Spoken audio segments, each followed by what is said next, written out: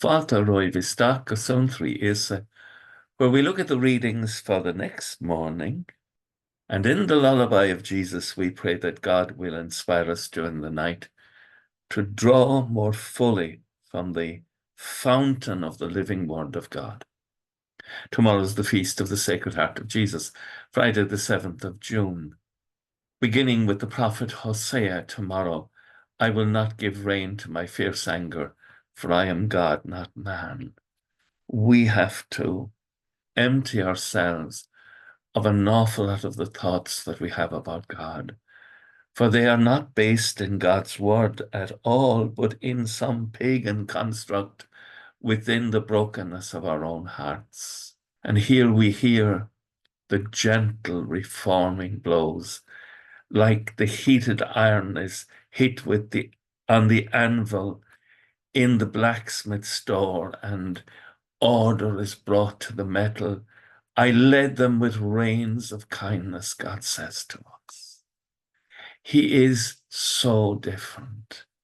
And then for the psalm tomorrow, with the canticle of Isaiah chapter 12, truly God is my salvation. I trust, I shall not fear.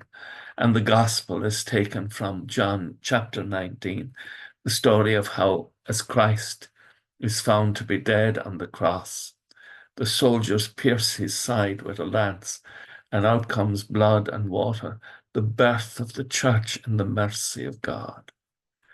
But tomorrow, and I'm going to focus on this, we have a reading from the letter to the Ephesians, chapter 3, which I feel is so beautiful.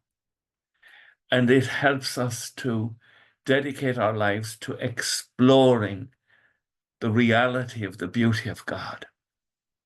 When we see a sunset, we're touched by it. When we see the beauty of a little child, we're touched by it.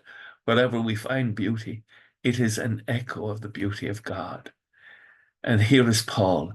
This then is what I pray, kneeling before the Father, from whom every family, whether spiritual or natural, takes its name.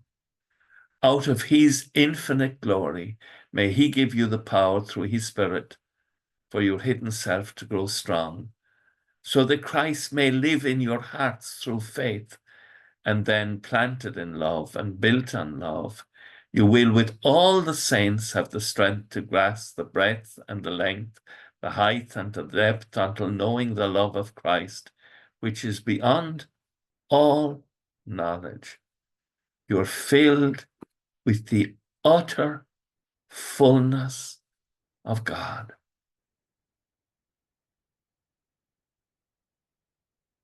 There's no more to be said. This is our journey.